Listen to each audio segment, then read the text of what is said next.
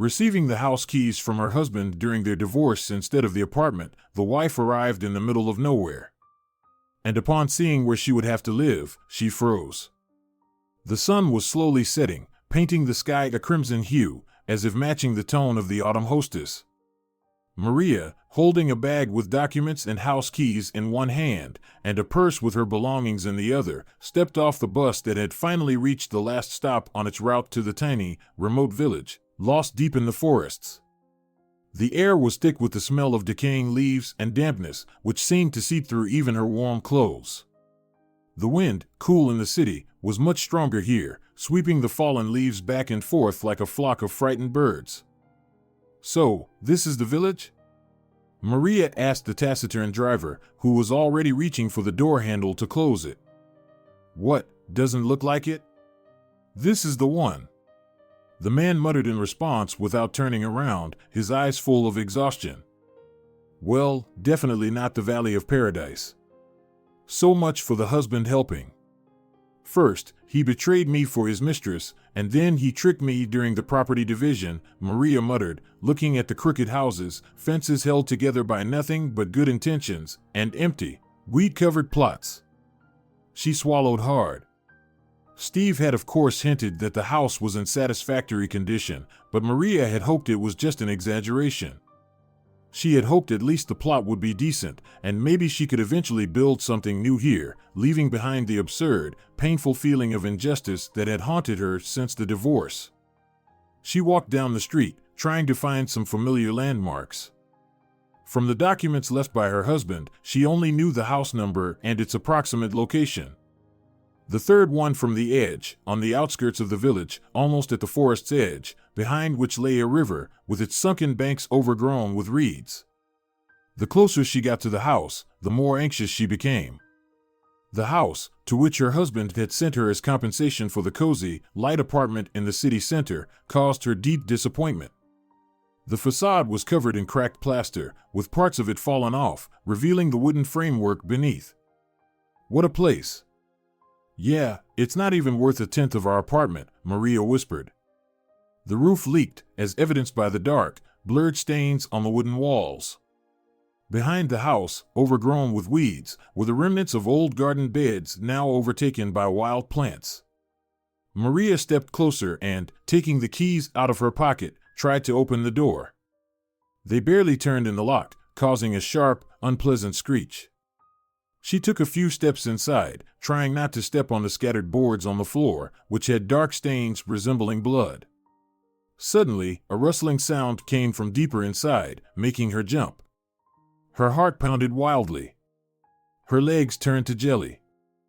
"Who's there?" Maria shouted. Silence. Only the sound of the wind outside the windows and the creaking of the old floorboards under her feet. Then the mysterious rustling came again. Maria instantly determined that it was coming from the far room. "What's the joke? Come out, or I'll call the police," the woman exclaimed. "No need for the police, daughter. I'll come out myself. Just don't rush me, my leg hurts." Maria tensed noticeably, as the voice belonged to an elderly man. She groped for the switch on the wall, and the room was immediately flooded with bright light. Maria involuntarily gasped. In front of her, leaning on a homemade cane, stood an elderly man with a beard and an old-fashioned cap on his head. "Don't be afraid, dear, it's David. Sorry for settling here. My house burned down, and I used to live nearby. My son is in the city, he didn't want to take me in. And my daughter-in-law wouldn't be glad to see me. Who needs a cripple with a bad leg? But don't worry, I'll leave soon," the old man said in a quiet voice. Maria was visibly confused, not knowing how to handle the situation. "Well, don't be in such a hurry. Where will you go in this weather? It looks like it's going to rain soon." David looked at her with gratitude. Tears shimmered in his eyes. "Thank you, daughter, for showing respect to an old man. Come on in, this room's tidy. Sorry, I didn't have the strength to tidy up the whole house, but here, as you can see, the electric stove's old. I'll make some tea now." Would you like some porridge? It's without meat, but with butter. Delicious. You'll lick your fingers. Maria smiled and nodded in agreement, introducing herself. While David was busy by the table, she put her bag on the floor and decided to inspect the house. Each room was like the previous one, dark, dusty, and damp. In one of them, there was a pile of old books on the floor. On the walls, yellowed photographs hung, showing unfamiliar people staring back at her. Did Steve really think I would live in a place like this? She whispered, almost crying from despair. Is this compensation? Where's the justice? I was such a fool, too. Took the keys and documents without checking anything. Where did he even find such a house? Did it belong to his relatives? Hearing her words, David frowned. Steve, that scoundrel? He asked with disdain. He's already made many people happy with gifts like these. What do you mean? Maria asked in surprise. Steve is a swindler, he said. This house is an old ruin. It's about to collapse. He inherited it. It was left to him by my neighbor, Frank. Steve took care of him until he made a will in his favor, and then he was out of there. He probably wanted to sell it, but no one would buy it. So he decided to give it to you, dear, to get rid of the problem of upkeep. Maria felt the ground slip out from under her feet. She was so ashamed of her naivety. What am I supposed to do now? She asked barely audibly. I'm alone. Without money, without work. David shook his head and, leaning heavily on his left leg, said, Don't worry. Let's think it through, maybe we'll figure something out. I get a pension. So, we won't starve. Though, I send most of it to fix the school roof. It's been leaking for years. I keep promising to fix it, but there's never time. Maria looked at her new acquaintance with respect. Now that was a strong spirit. He practically lives on the street, but he still wants to do good for everyone, especially for the children. What about work around here, David? I'm actually a nurse. Maybe there's a first aid station? Maria perked up. The old man thoughtfully looked out the window where the wind was howling. A nurse, you say? Well, that's a good thing. But the first aid station is far from here. However, I have another suggestion. Our priest, Father Charles, has set up some kind of shelter near the church. A shelter? Maria asked in surprise. Yes, kind of a monastery, but with a different rule. More like a rehabilitation center, but with a spiritual touch. If someone's in trouble or needs help, they can go to Father Charles. He'll help, give them work, food, and shelter. So, a healthcare worker would be very useful there. Anyway, eat your porridge, tomorrow's another day. I'll introduce you to him tomorrow. He's a kind man, he'll definitely help.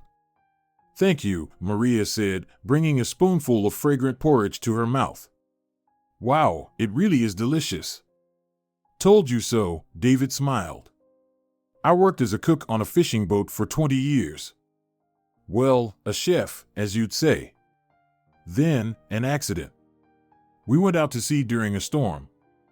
The captain was desperate to make extra money. I got hit by a beam. But the ship almost sank. Luckily, the guys survived. I still remember one of them, Thomas, being washed overboard by a wave. He was young, just out of maritime school. No one went after him. Everyone had families, kids. But I risked it, saved him, though I almost drowned myself. And on deck, the beam knocked me out. If I'd stayed in the hold, I'd have been fine. Tears glistened in the corners of Maria's eyes. How did you end up here? In the village? David smiled. Oh, that's a long story. I got married here, dear. One of my fellow sailors, when he was dying of pneumonia in the hospital, asked me to look after his wife and 5-year-old son. I was single at the time. Had to promise him, after all, he was a good friend. I came, told Anna everything, honestly. So, you just got married right away? Maria couldn't help but ask, caught up in the story. Of course, what else was there to do? A sailor's word is never empty to me. John accepted me like a brother. He provided for everyone since childhood. Spoiled him, of course. That's why he turned out to be a troublemaker. He's the one who burned down my house for the insurance, David lamented. How did he burn it down?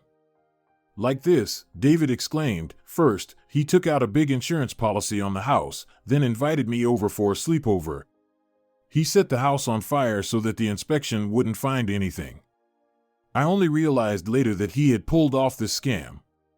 The scoundrel lost a huge sum playing cards. That's how he deprived me of my home. And what was I supposed to do in that situation? Expose him, even though he's my adopted son? I felt sorry for the fool.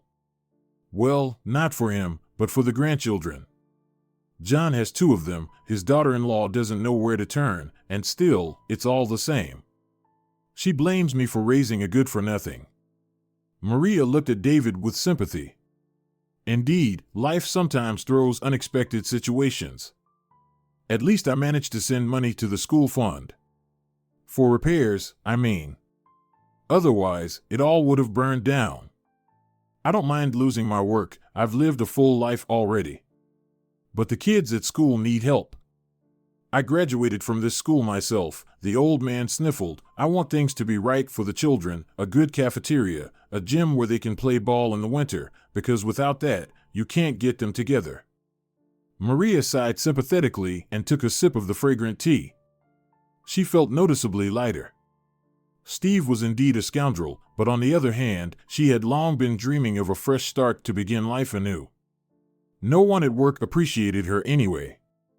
They didn't pay for overtime when they calculated her compensation, even though those were her legal days off. That's the kind of gratitude she got. And just a month ago, they almost fired her for helping the surgical department colleagues. She was on the night shift when a familiar nurse from nursing school, Wanda, came running in tears. She asked for help, saying the duty doctor wasn't available, and the patient had started swelling in the throat. He could suffocate at any moment.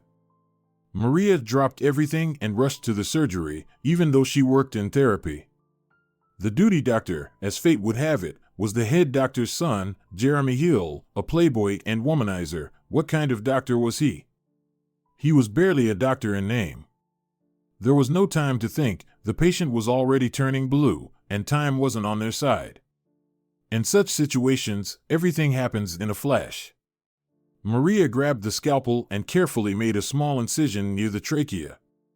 She inserted a tube, and the patient started breathing again. It was only later, when the threat had passed, and the patient was transferred to a ventilator, that Maria realized there had been no other choice. Wanda, of course, wouldn't have dared to do it alone. Even though she worked in surgery, she only handled injections, IVs, and procedures, not surgeries. Maria got into a lot of trouble afterward. They gathered the medical council and even threatened her with court action. Especially the head doctor's son, who had missed the patient's dangerous condition. To be honest, everyone in the clinic knew that Jeremy wasn't focused on work that fateful night. The young interns were the ones sent to deal with the patients, and they were hardly focused on them. Any potential problems were to be dealt with by his father, as usual. Mark, the head doctor, certainly dealt with it, and the first thing he did was scold the nurse, taking away all of Maria's bonuses and night shift allowances. Her mother-in-law just shook her head. "You just can't help yourself, Maria. Why did you have to get involved in someone else's business?" "Now you'll have to deal with it," Nora said. "What was I supposed to do, Nora? Pretend it doesn't concern me?" Maria couldn't hold back. "Well, maybe that's not such a bad idea. What's wrong with that?" "You can't save everyone, you know," Nora retorted. Maria didn't argue then. Her relationship with Nora was generally good, so why make things worse? Sometimes Nora even supported her and calmed her down when Steve came home drunk from another business trip. "Don't take it to heart, Maria, it'll pass." "What can you do?" "It was my late husband Louis who spoiled him." He always said that a woman shouldn't tell a man what to do. And am I just a woman to him? I'm his mother, he should understand that. But no, Nora lamented after managing, with great effort, to calm down the latest scandal. Maria forgave Steve several times. She overlooked the scent of women's perfume and lipstick marks on the collars of his shirts. She even forgave him for causing her miscarriage, chalking it up to an unfortunate accident. They had been returning from the cemetery. It was the anniversary of Steve's father, Louis. Maria cleaned the grave, but she tried not to think about what had happened just a week before at the store. An elderly fortune teller at the checkout took her hand and warned her. A pregnant woman has no business at a cemetery. Maria had given the woman some money beforehand. Perhaps it had fallen out of her pocket, or maybe she had forgotten it at home. The cashier was nervous, and the fortune teller, an older woman, made the warning in return as a form of strange thanks. Don't even think about it, dear. It's not a good thing, it's dangerous. You're a good person, kind-hearted. You'll face many challenges and painful losses, but the most important thing is don't give up. I'm not going anywhere. But thank you for the advice, Maria whispered shyly, but a week later, she broke her word. On the way to the cemetery, Steve had sworn that he wouldn't drink. He said, "Don't I understand? My father was ruined by alcohol, and I don't want to follow in his footsteps." But at the grave, Steve became quite emotional and drunk right before her eyes, thanks to the flask he had hidden in his inner jacket pocket. He had planned everything out. Nora didn't go with them. She had a migraine and her joints were starting to hurt from the weather.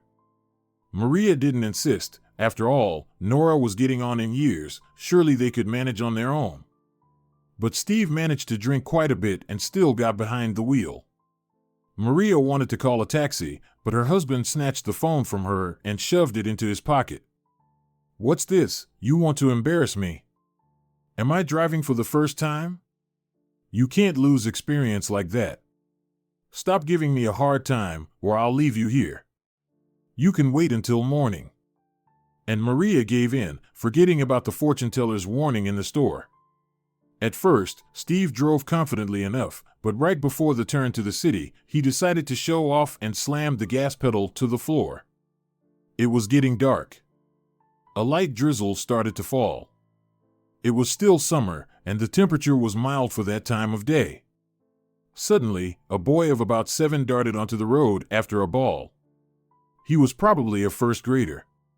They had been playing on the playground, but someone had misjudged the force of their kick and sent the ball flying beyond the fence. At that moment, time seemed to freeze. Steve didn't notice the boy right away, but Maria reacted instinctively, swerving the wheel sharply toward herself, and the car, leaping over the curb, crashed into a pole. Luckily, the boy was only mildly frightened, and Steve had just a couple of scratches. It's no wonder they say that God loves drunks. But for Maria, the pain in her lower abdomen was so sharp that an ambulance had to be called. At the hospital, despite the doctor's best efforts, they couldn't save the pregnancy. Maria cried, went into hysterics, but the verdict sounded like a sentence. With 90% certainty, she would never be able to have children again. She didn't blame Steve, didn't lay all the guilt on him.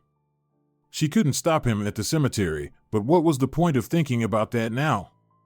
Since then, their already strained family relationship had completely broken down. Steve began staying later at work, and when there were business trips, he practically danced with joy.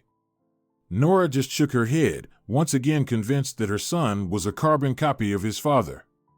Maria endured for a long time, pretending to believe her husband's excuses, but then, one day, returning from work a little earlier than usual, she stopped by the store for groceries. Recently, she had been buying everything herself, since Steve was always too busy, even though he had the car right there, while she had to carry everything by hand. That day, to treat her family to something nice, Maria spent all the remaining money on groceries. As she left the store with 2 large bags, she was about to cross to the other side of the street when she saw a strange sight. Her husband came out of the jewelry store across the street with some long-legged beauty who looked down on everyone from under her thick lashes. Maria froze in place, stunned. The handles of the bags dug painfully into her palms, but she seemed not to notice the discomfort. Steve, still unaware of his wife, pulled a velvet box from his pocket, and the beauty squealed with joy. "Oh, darling, is that the necklace?" "Yes, the one." "Try it on, let me admire it," Steve said with a patronizing smile. For Maria, this was too much. In 7 years of marriage, Steve had never given her anything valuable. Usually, he just bought a set of soup pots or a cheap frying pan on sale. But now, this generosity.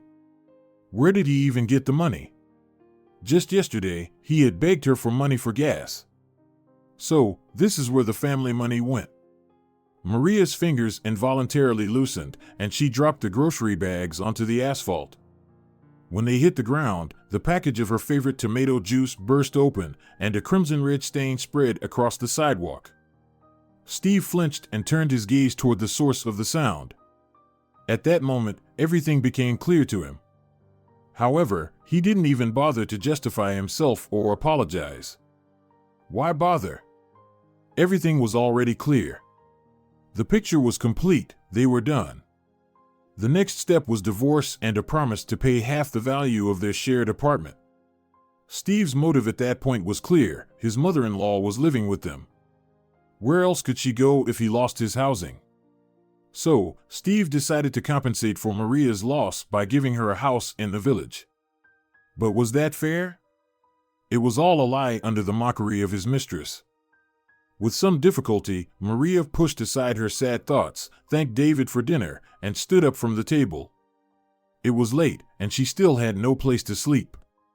As if reading her mind, the old man remarked, "You can sleep on my couch, dear.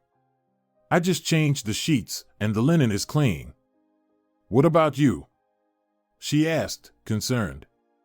The man smiled. "I'll go to the far room. I'm not really in the mood to sleep, I'll be painting. You know, I miss the sea terribly. Every night I dream of it. The waves roar like they're talking to me. And I answer them. Lately, I've been painting the sea with watercolor." "So, you're also an artist?" Maria asked, astonished. "Oh, come on, don't say that," David waved it off. "I'm no artist. Just a bunch of scribbles. But when I paint the waves and the stormy sea, I feel calmer, like I'm back at sea. I can even smell the food from the galley. I dream of buying a boat, one with a motor, and heading out to sea. Well, for good. But first, I need to fix up the school. They say they've already bought the roofing felt and slate, now we just need some good weather to replace the roof. You rest, Maria. Tomorrow I'll introduce you to Father Charles. So, get some rest. Good night." "Thank you for everything," Maria replied, stifling a yawn. At that moment, she decided once and for all that she wouldn't call her ex-husband and cause a scene about such an uneven division of assets. What would she gain from it? She'd just embarrass herself again. Besides, as Helen from work had said, Agatha's father, the mistress, was the head of the city's lawyers' association. It was clear everything had already been decided there. With such a father-in-law, Steve would be like behind a stone wall now. Unlike Maria's parents.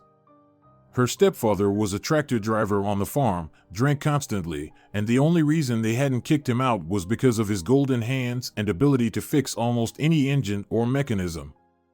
Her mother worked at the chicken coop there. No weekends, no time off, just a monotonous routine. But Maria had escaped that swamp. Although it was an accident that had pushed her to leave. She had been waiting for her fiancé Alex to return from the army, went to his swearing-in and also for his leave. But as soon as he was demobilized, he married the farmer's daughter. He said, "I reconsidered my views in the army, and now I understand what I need. All women are complete fools, but it's better to live with a rich, silly girl than to eat empty cabbage soup with a poor one," Alex said, sending matchmakers to Farmer George.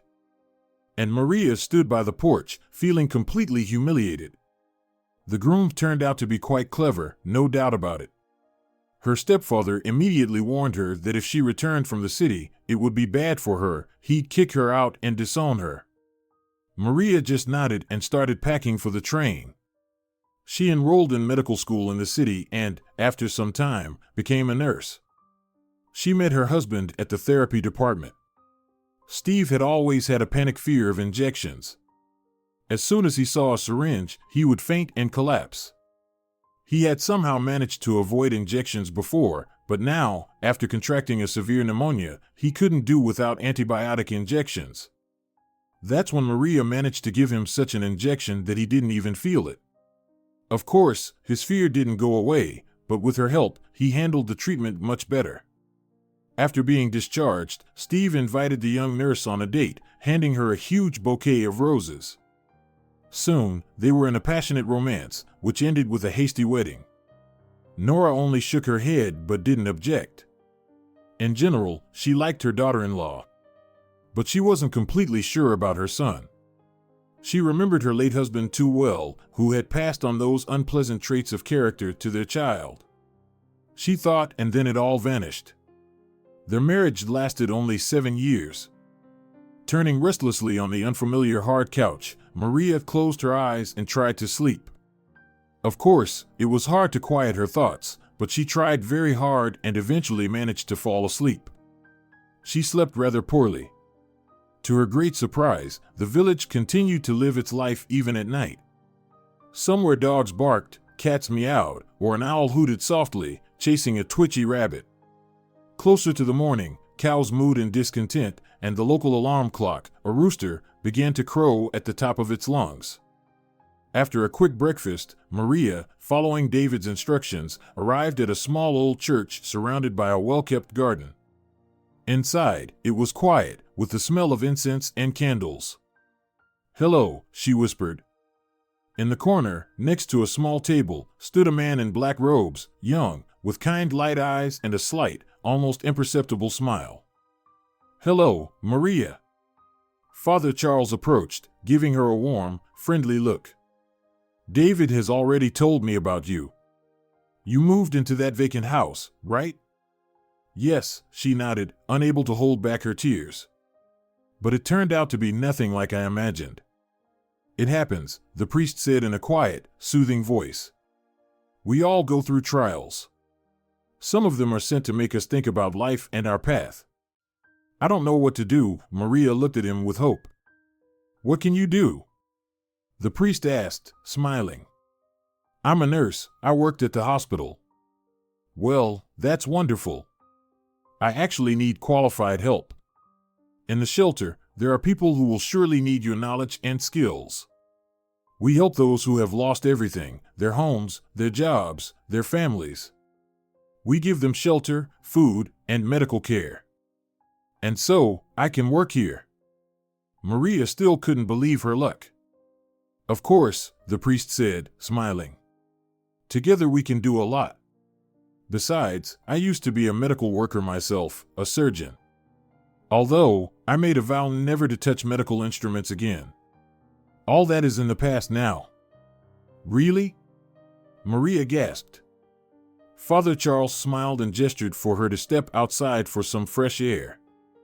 "From a very young age, I dreamed of becoming a surgeon," he began, sitting down on a bench by the church, looking at the rays of the rising sun. "And I achieved that dream. I worked at the regional hospital, performed complex surgeries, saved lives. I was confident in myself and my abilities." Father Charles paused for a moment, stroking the wooden surface of the bench. "I clearly remember that fateful day. The bright lights of the lamps, the sterile smell, the noise of the machines. I was performing surgery, a complicated procedure, but everything was going well. I was certain I would save him, when suddenly, Father Charles went silent, his voice becoming quieter, the patient's heart stopped. I fought, performed resuscitation, but couldn't do anything." "Was he seriously ill?" Maria asked cautiously. Her heart tightened with sympathy. "Yes, he was terminally ill. And I knew that. But I still believed I could save him, that my hands, my experience, and my faith would heal him. But I couldn't. That was my first loss." Well, you weren't to blame for that, Maria whispered. I am to blame, because I believed that I could do everything. The medical council cleared me, but by then, I didn't care anymore. After that, I completely lost control of myself. I started drinking, lost my job, lost the respect of my colleagues, and lost respect for myself. My wife left, unable to bear it. I'm sorry, I didn't know, Maria said. It was unbearable for her to see the pain in his eyes. I became someone nobody needs. Alone, having betrayed my own ideals, broken. But one day I went to my parents' grave. I cried, sobbed like a child.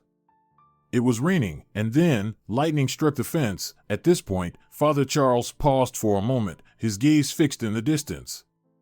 It was a sign that I needed to start a new life, let go of the past, forgive myself, and regain my faith. That's how I found my path. This is my confession, my prayer, and my healing. But how did you cope? Frankly, Maria was amazed by such strength of spirit and the ability to survive the pain, finding the strength to start a new life. Gradually, Father Charles replied. Day by day, minute by minute, I began to pray, read spiritual literature, and then I realized that my faith was wrong, it wasn't real. I had believed in myself, in my knowledge and my skills, but real faith is not like that.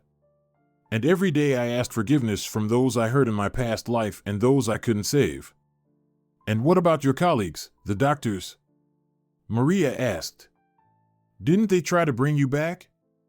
No, they didn't try. My departure seemed too abrupt to them. They simply accepted my choice and stepped back. But I don't regret it, I found my place. Maria listened attentively. It was clear to her that this man had gone through many trials, experienced loss, pain, and loneliness, but he had found the strength to start over and, at the same time, help others. We all need help, Father Charles said. At different moments in our lives. That's why it's so important not to reject it, but to accept it and use it for our healing. Maria smiled, almost for the first time feeling that she had made the right choice. The shelter was located just a few meters from the church, at the back of the yard, where large oak tables and benches stood for those in need. Inspired by Father Charles's story, she began her work.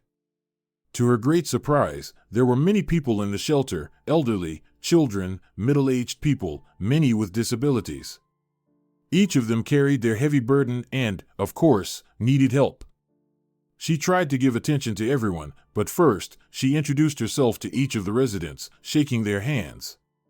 She bandaged wounds, took temperatures, helped prepare meals, and comforted the little children whose mothers hadn't abandoned them but had chosen to raise them alone. In those moments, Maria felt that her work was especially important and that she was truly needed by the people. Father Charles watched with a smile as the new resident learned the basics of her new, though somewhat familiar, work. David also helped as much as he could. Having been a sailor in the past, he knitted excellent fishing nets, which he sold successfully at the local market. His products were so in demand that often they were paid for in advance. The money he earned from the sales was split in half. One half went to the school's repairs, the other to Father Charles. And if there happened to be some small change left in the old man's pockets, he bought paints and sketchbooks. 2 weeks flew by unnoticed. During this time, Maria and David managed to bring the house into relative order. They patched the roof, replaced the windows, and cleaned up heaps of garbage. Inside, thanks to the owner's efforts, the colors began to shine. The light walls, the soft blue ceiling, and even the flowers in pots on the windowsills created a feeling of coziness. "Well, Maria, see how hard we worked for you," said David. "Thank you." Maria smiled, feeling gratitude and warmth for the old man, who had become almost like family to her. "You've really helped me." "Oh, it's nothing," he winked. "You could have managed just fine without me. You've got golden hands, like the best craftsman." Maria blushed and looked away. She really had been working with pleasure, forgetting the bitterness of her divorce and her husband's betrayal. The shelter, Father Charles, the kind people who came here for help, all of it was giving her life a new sense of purpose. Even her work as a nurse, which had once seemed like a routine, now held special significance. Maria, don't you think it feels a bit unsettling today? David frowned, looking at the darkening sky. Yes, I agree. The sky is completely covered with clouds, autumn in all its glory. And there are also the funeral services today, David mumbled. As if to confirm his words, a dark foreign car drove up to the church gates, from which people in black suits got out. Behind them followed a hearse, carrying a richly decorated coffin made of dark wood. Who are they burying? Maria asked timidly. A young businessman. I think his name was Daniel, but I can't remember the last name. He seemed to be wealthy. Just look at the fancy coffin they brought him in. What a shame, so young. David's words made Maria tense up. What happened to him? She asked, afraid to hear the answer. They say his heart stopped, David shrugged. Apparently, it happened at night, no one expected it. A healthy young man, even did swimming. Soon Maria saw the whole funeral procession slowly moving along the broken road toward the church. The coffin did indeed look extraordinarily luxurious. Dark brown, made of precious wood, decorated with golden patterns. Behind the coffin walked people in black. Among them, Maria immediately spotted Daniel's wife, since there were no other women among those bidding farewell. Beside the beautiful woman in black were three men, who seemed unusually tense, as if they were guarding something valuable. For some inexplicable reason, Maria hurried toward the church. Father Charles, standing by the coffin, was reading prayers. His voice sounded deep and sorrowful, but Maria couldn't concentrate on the words. She felt that something was wrong. At that moment, her gaze fixed on the face of the deceased. It seemed sorrowful, but at the same time, strangely rosy. His lips were slightly parted, as if he could speak at any moment. Daniel's wife, Erica, stood next to the coffin with the three imposing men. They kept urging Father Charles to hurry, wanting to finish the prayer and bury the deceased businessman quickly. Maria stood a little aside, observing the proceedings. At one point, it struck her as odd that the wife was in such a hurry, as if she were afraid someone might interfere with her plans. Maria approached the coffin and stared at Daniel's face. It looked so calm, serene. Could it be that the mortician had made a mistake? Unlikely, you don't joke around with such things. Especially since they employ true professionals. Furthermore, Maria noticed that the veins in the businessman's hands hadn't risen, as they often do with the deceased. She also noticed a strange ring with an engraving of a small anchor on his left ring finger. What do you think you're doing? The deceased man's wife exclaimed angrily. Who are you anyway? Why are you poking around here? What, nothing better to do? Maria swallowed her hurt and then turned to Father Charles, fully aware that her words might seem strange. Father Charles, I hope you'll forgive me, but I think this man is still alive. For a moment, tense silence hung in the air. Daniel's wife and her companion stared at Maria as if she were mad. Maria, Father Charles placed a hand on her shoulder. Are you tired? Go rest. No, she insisted, I'm sure. Look at his hands and fingers, they haven't turned blue. Enough of this farce. Daniel's wife's sharp voice rang out. You have no right to say such things.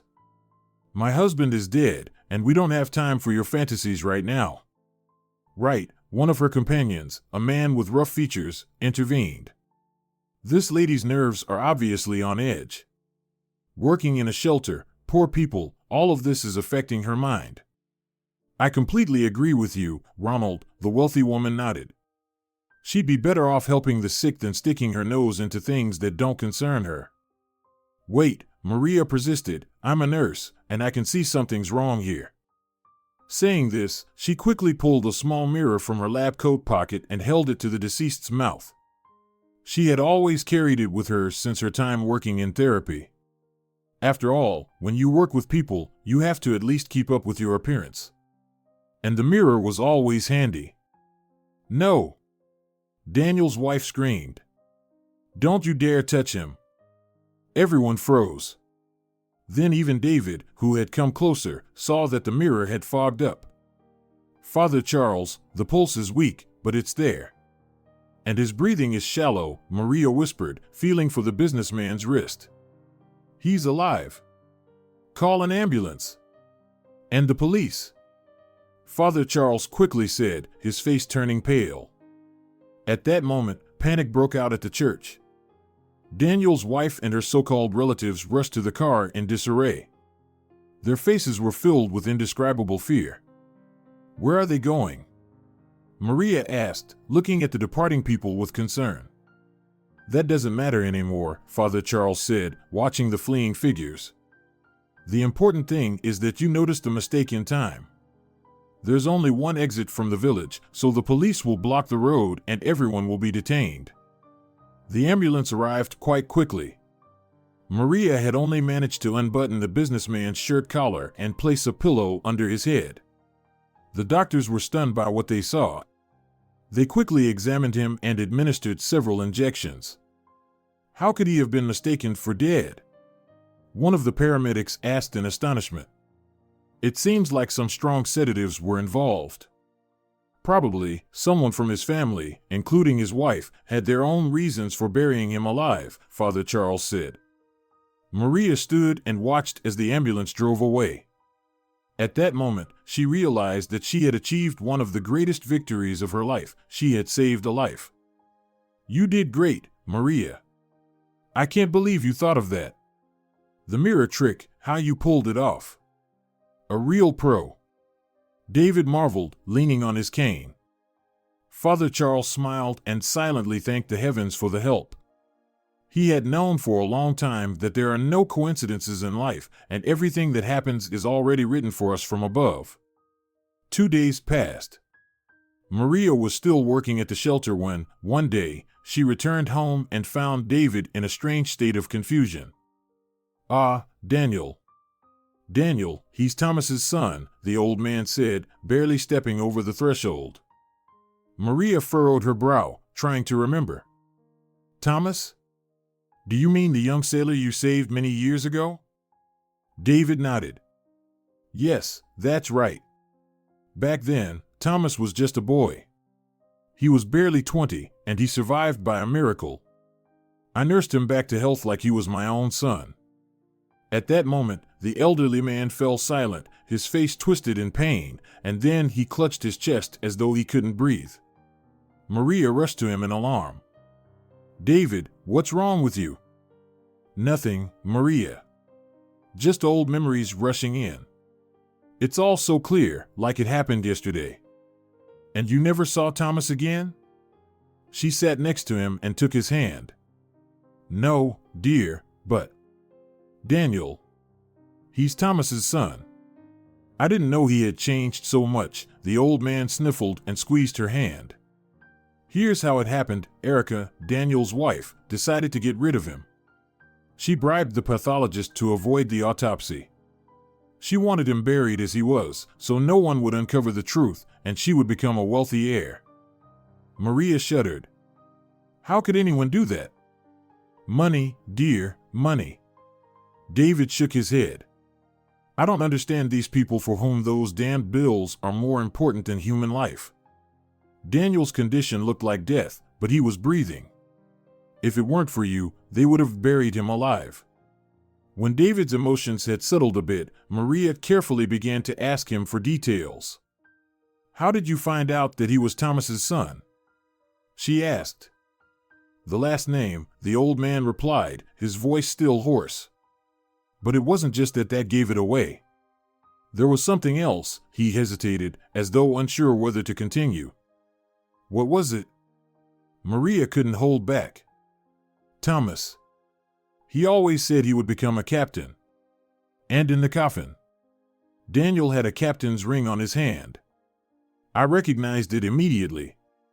My father gave it to me, and I in turn gave it to Thomas. Of course, he died 5 years ago. Cancer. And the ring passed to his son. Daniel even had a son from his first marriage. Tom, I think. His mother left 6 months after childbirth. She was sick. The doctors didn't recommend she give birth. Erica was his stepmother. They say she gave him no rest. And then she took a lover and decided to send her husband to the next world. But it seems she miscalculated. She misjudged the dose of the drug, and Daniel survived.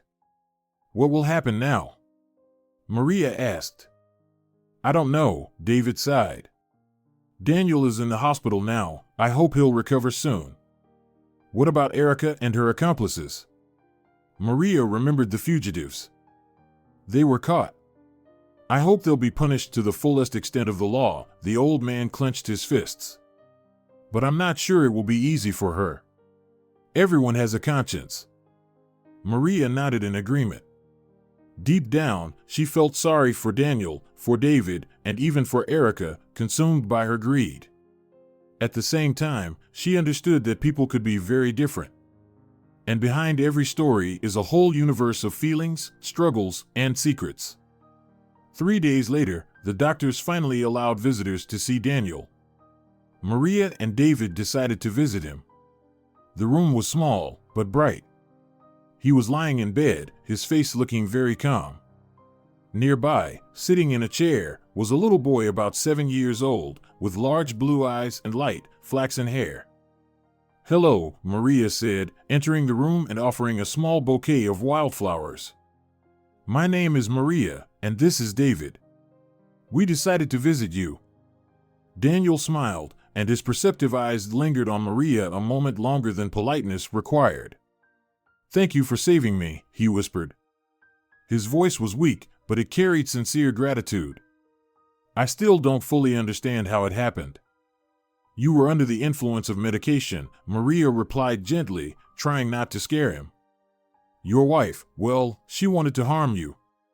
The boy, who had been silently watching the adults, stood up and walked over to her. Hello, I'm Tom, he said, a little shy. Hi, Tom, Maria smiled at him, squatting down. What a well-behaved boy you are. Are you the lady who saved my dad? He asked, his blue eyes shining with curiosity. Yes, that's me, Maria answered, patting the boy's hair. Don't worry, your dad will get better soon. He's not sick anymore? Tom asked, his voice trembling. Well, almost. Don't worry, everything will be fine, Maria reassured him. Would you like me to tell you a story? What about? The little one asked. About a brave knight who saves a princess from an evil dragon, she replied. That's great, Tom exclaimed, involuntarily pressing closer to Maria. Daniel, watching them, smiled. Hope appeared in his eyes. Thank you, he said, addressing Maria. For everything. It's nothing. We just wanted to help. You know, Daniel said, as his voice grew a little stronger, there's something I'd like to clarify for myself. What is it? David asked, his lips betraying a slight tremor. My late father, Thomas, a sailor, Daniel paused. He told me that during a storm, someone saved him. David froze. Tears shimmered in his eyes. Thomas, he whispered. So, you knew him? Daniel whispered, still not fully understanding what was happening. Yes, I saved him, David said. So many years have passed, I never expected to meet his son. Daniel was stunned. Did he tell you about me? Daniel asked. No, of course not, David shook his head. Thomas just said that he had to have a son. A boy who would proudly carry his name. Were you very close with him? Daniel asked. Yes, we were almost like brothers, even though there was an age difference, David replied. Thomas was a bright, kind person. I never saw him angry. Daniel was silent and still couldn't believe that his father and this old man were connected by one story. Thank you for saving my dad and for saving me too, Daniel said, his voice filled with gratitude. It's nothing. I was just doing what I was supposed to, David answered. Maria watched the touching reunion, still amazed by the incredible connections that had intertwined in the small hospital room. And now, Maria said, breaking the silence, Daniel, you should rest. And we should go. Yes, of course, the businessman replied, looking at her with gratitude. Thank you once again.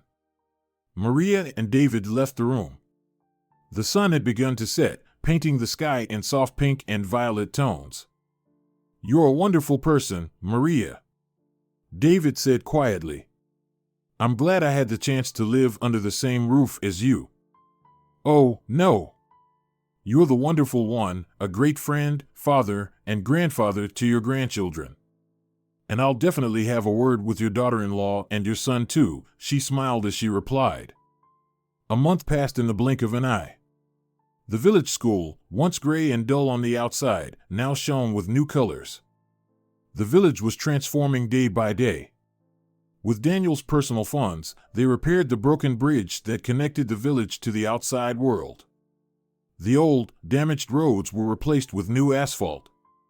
New playgrounds with modern equipment appeared.